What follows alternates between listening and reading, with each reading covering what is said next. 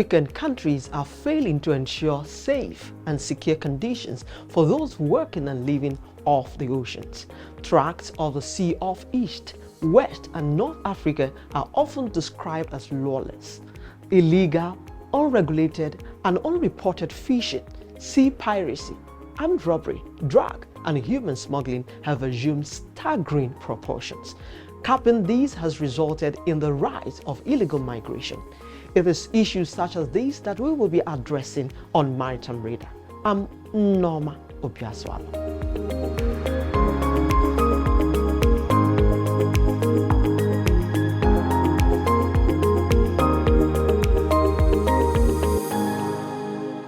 To curb these illegal activities, players across national boundaries must cooperate to ensure the secure use of Africa's ocean territories, as individual states can do little on their own.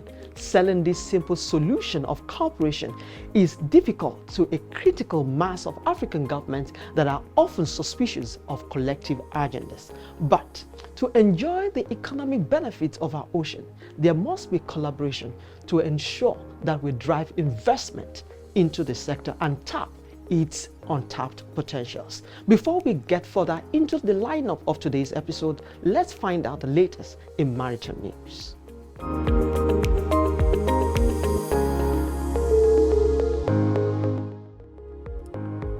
The Nigerian Railway Corporation has announced that services along the Abuja-Kaduna Rail Corridor would resume on Monday, December 5, 2022.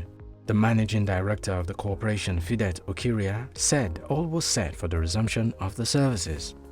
He advised passengers wishing to utilize the service to update their mobile app from December 3rd to enable them successfully book their ride. Okiria also noted that the services will commence with 2 train rides from Abuja to Kaduna and back.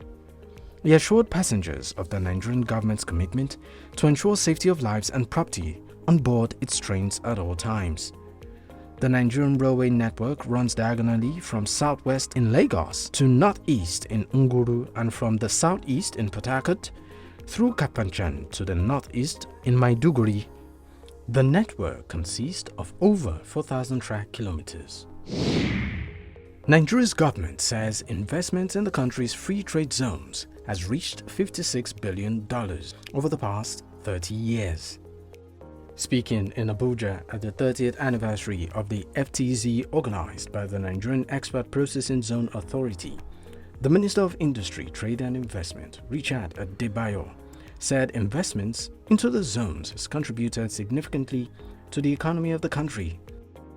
He further noted that Nigeria's industrialization drive zeroed in on the FTZ concept in 1977, but it was not until 1992 that a pragmatic step was taken with the enactment of Nigeria's Export Processing Authority Act 63, leading to the establishment of the Premier Export Processing Zone in Calabar, which later became Calabar Free Trade Zone.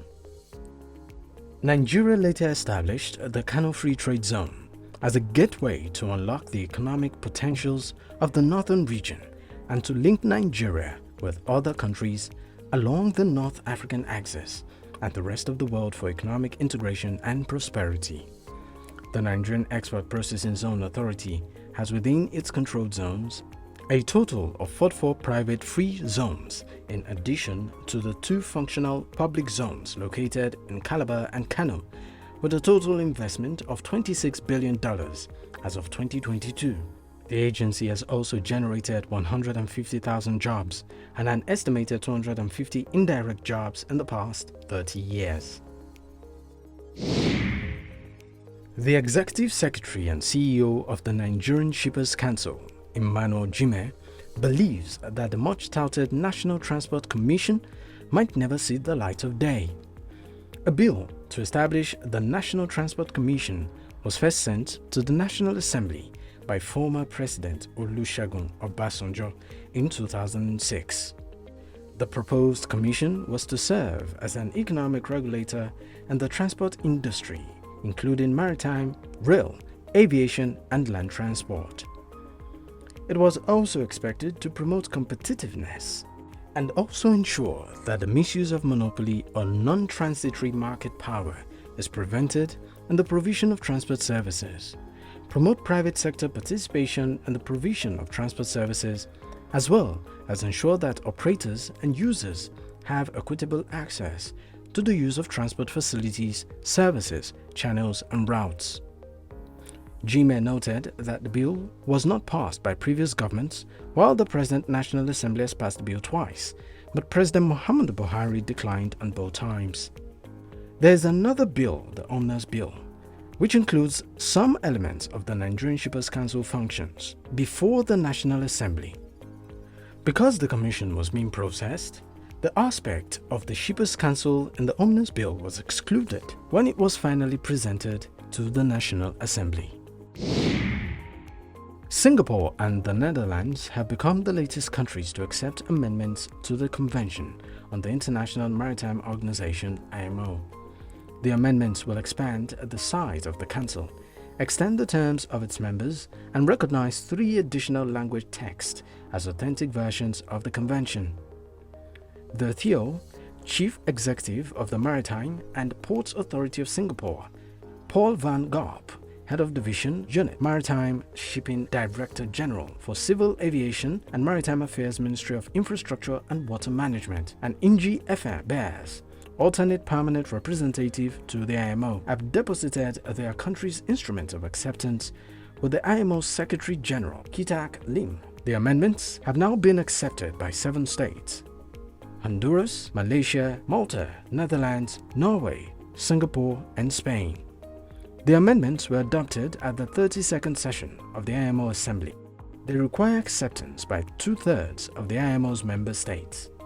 That means 117 countries out of 175 must agree for the amendment to enter into force.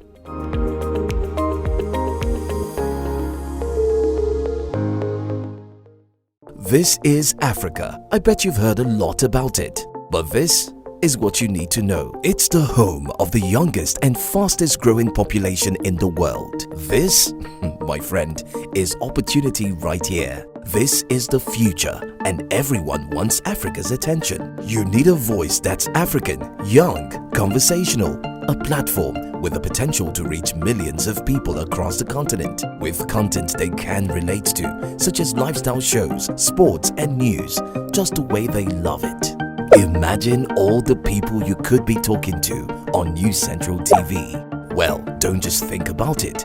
Contact us for sponsorship and advert bookings. Put your brand where Africa is watching. It's News Central TV.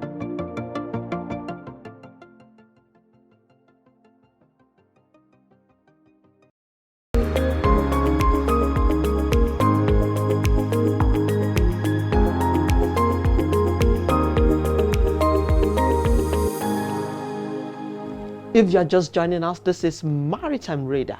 In this episode, we will be exploring the blue economy opportunities and what Kenya has done to explore its economic viability. I spoke to Dr. Rosemary Gituma, a blue economy expert and the MD of Kinano Associates, on the importance of protecting the African oceans to be able to tap into its potentials.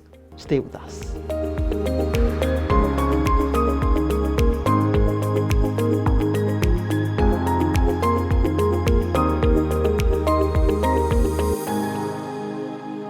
Protecting the African oceans is a necessity, looking at its potentials. What conversation do you think we should be having around that?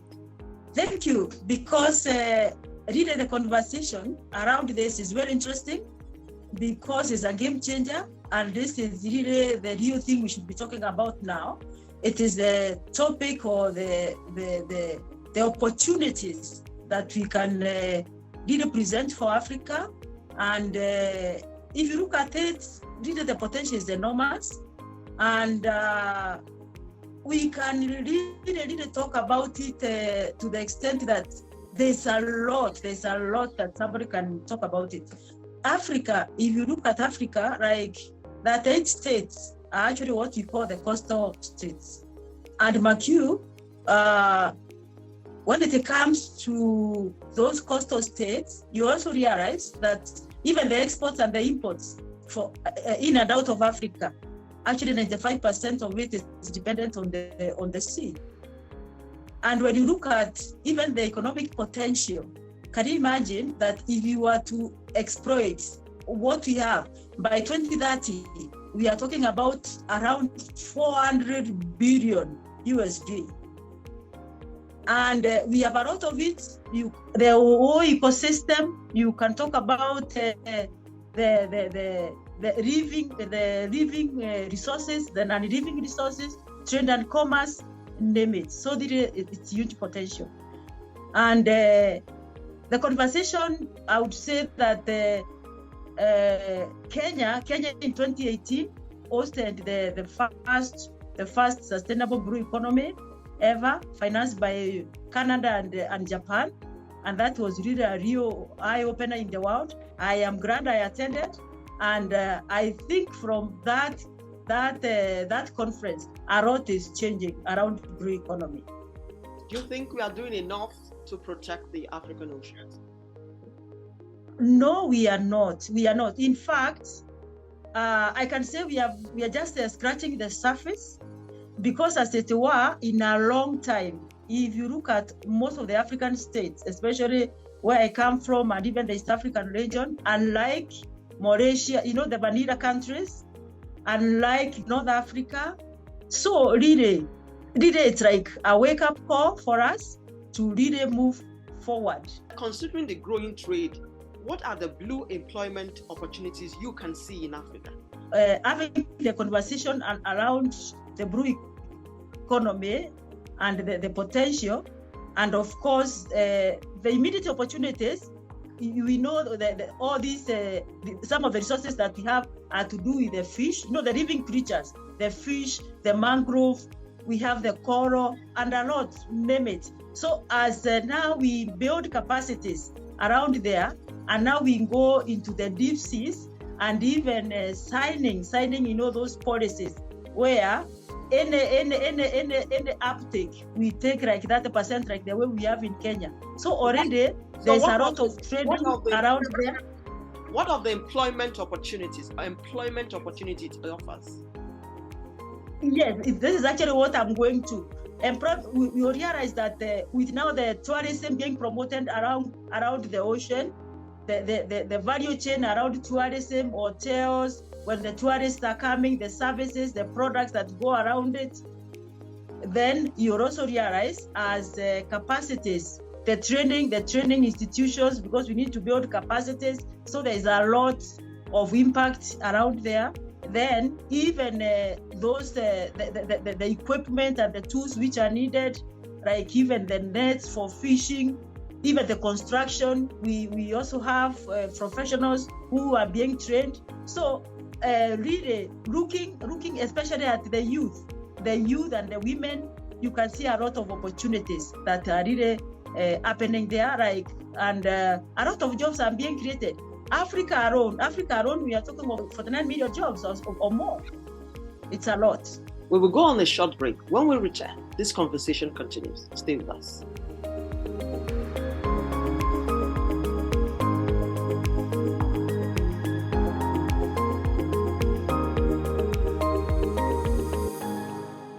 News Central TV, Africa's #1 storyteller, has come with the best of both worlds. With a combination of news app and live TV, we ensure that you keep track of the latest headlines, breaking news, and in-depth analysis from professional journalists from around the continent. Download the News Central TV app on Android and iOS and get started today. Don't forget to follow us on News Central's social media platforms. News Central, Africa First. Welcome back. We still have with us in the studio Dr. Rosemary Gituma. Before we went on that break, I was asking what are the blue economy opportunities for us in Africa? To continue with the opportunities, we are seeing other things that are being addressed, like oil and gas. We are also seeing minerals, mining, and other extractive industries. Even things really a lot that is already happening, and especially really a lot of not really concerned so much about before. Especially now, the governments are coming in, other countries are coming in, also with the SDGs, SDG 14 and the others. We are seeing a lot of alliances, we are seeing a lot of collaboration, and every deliberate effort, even to finance the sector, like CICEUs came up with what they are calling the Blue Board. So really, and a lot of development partners pumping in money in the sector. If, for example, you look at Kenya, we have like six counties who are coming up, and they are really driving it in a very big way and putting it in their plan, especially how to impact on employment, livelihood, and even to make sure that the waste, the plastic waste and all that are being addressed. So there is really a lot. The blue economy is also another opportunity for women in Africa. We have a lot of women organizations in Maritime. How has the African woman harnessed this opportunity in the blue economy? So far, when it comes now to for example, the fishing itself, the women are not yet going into the deep sea. That is still the domain for women. But once now we have the fish on the shore, the women are trading around the fish, cooking, supplying, and even the value chain for the oceanic activities. Women are also owning boats. Women are also repairing, even repairing some of the equipment that is needed, and some of them are even leasing out to the men. And what you have also seen is that even with the training and education that is being organized, the women are also being included in that ecosystem, so that their capacity also can be enhanced, so that as jobs come up, the women can also participate in the employment opportunities. These women organizations, what role have they played to ensure that the women in Africa harnesses the opportunity that the blue economy offers? Yes, in fact, you are very right. What is happening deliberately, even from the International Maritime Organization, there is already an annual event which is happening concerning women, so that there's awareness that is created, the stakeholders are brought on board, so that everybody has a conversation around there. And even in my country, everywhere else, we are seeing a lot of involvement of women, even at the decision-making table, as far as blue economy is concerned. So it is not just the rescued opportunities, but even in governance, even in decision-making, women are now being involved. And from the way I'm seeing the trends, it is picking up very well, in line with SDG of inclusivity.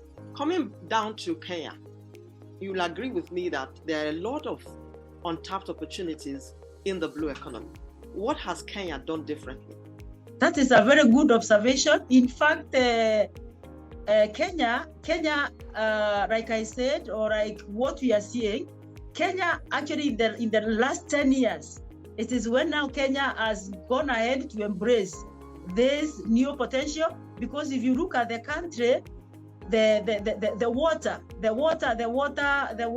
mass, it actually takes around 42% of the country. And even the coastline is about 640 kilometers. So when you look at that, for instance, like 2018, Kenya hosted the first ever sustainable blue economy in the world, like I said, financed by Canada and Japan. And from that, even what we are seeing now, even the government has set up a ministry only for blue economy, and there's a lot of even reforms which are taking place to create capacity, especially in training, from even craft level all the way to the degree level. And there's a lot of conversation that is really taking place, because we have seen there's so much potential, and even withdrawing some of the foreign licenses where we have seen foreigners misuse, and even strengthening the security and the safety measures in the ocean. Because every year we are losing 10 billion every year. We are losing because of illegal fishing and all that. So really there's a lot that is happening. And as a country, we have recognized as blue economy as a critical economic pillar in this country because of the revenue that it can deliver. It can deliver to the country. You had mentioned security, and I agree with you that insecurity is one thing that is hampering the realization of the blue economy potentials. So what have you done in Kenya to ensure that these security hitches are taken care of? Now, okay, obviously, security and safety, what we have done first and foremost is to collaborate even with the neighbors, to collaborate even with other nations that have done it very well, like Mauritius, even some of the main players in the blue economy, they are there. And what we are seeing is that we really need to do a lot, because if you look at the security issues vis-a-vis the resource that we are talking about, like the coastal guards, we still need to train them, even to equip them. Even the kind of equipment that you need to protect your marine is very sophisticated. It is not, but Kenya has arrived to that fact, and we are improving it year on, year out, and it is already even in the budget. So we expect even to see, like, even dealing with the piracy, like now, piracy also was a problem. That's why even the cruise ships, we have not been doing very well, but now already we have a private sector investors who are coming in it. So really, we should see that improving when we have other players coming on board. As an expert in the blue economy, what will you advise Africa to do now to ensure that the potentials of blue economy is tapped? Very interesting, because really there are no two ways about it. Africa has to arise and embrace this new potential, because this is the real deal for me, for Africa. And one of the things we can no longer now just ignore. It is the potential, because the land resources, we know what they are, the climate change. So we have really to participate. And the things that we have to do is to build capacity. We have to equip our institutions of education and even take up as many courses as possible. And because we have the river and we have the people who are willing, we can even educate and equip more, even to give out to the world. And when it comes even to financing, we need to budget. We need to budget, reach out, and invest more in the blue economy and the maritime, because this is the way to go, and there are no two ways about it.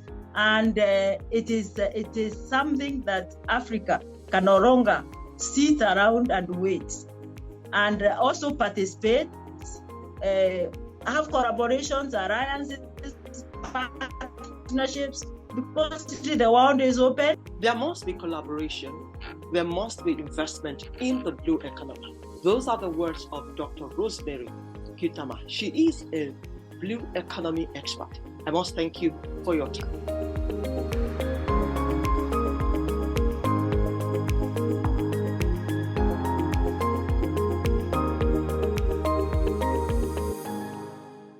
Africa needs its own storytellers, people who understand the continent because they're from it.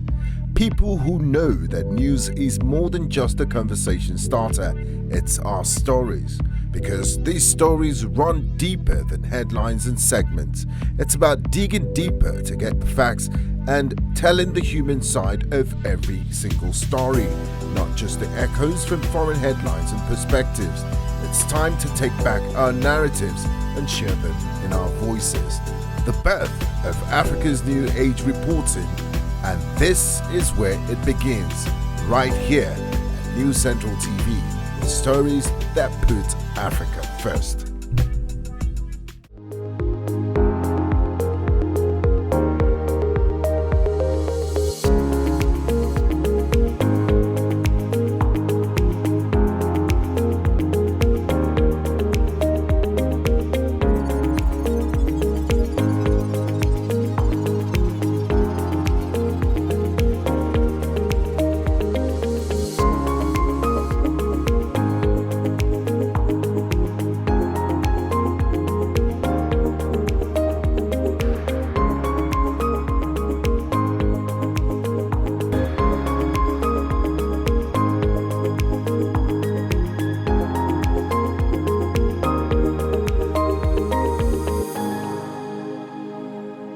This is Africa. I bet you've heard a lot about it. But this is what you need to know. It's the home of the youngest and fastest growing population in the world. This, my friend, is opportunity right here. This is the future, and everyone wants Africa's attention. You need a voice that's African, young, conversational, a platform with the potential to reach millions of people across the continent with content they can relate to, such as lifestyle shows, sports and news, just the way they love it.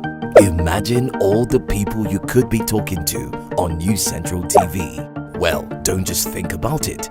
Contact us for sponsorship and advert bookings. Put your brand where Africa is watching. It's News Central TV.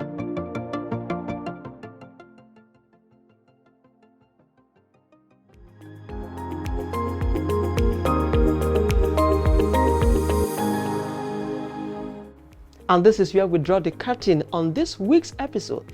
Join me every week as we explore how Africa can unlock the potentials in the blue economy, shipbuilding, ship repair, and all that connected industries. You can also expect the latest in maritime news and industry insights right here.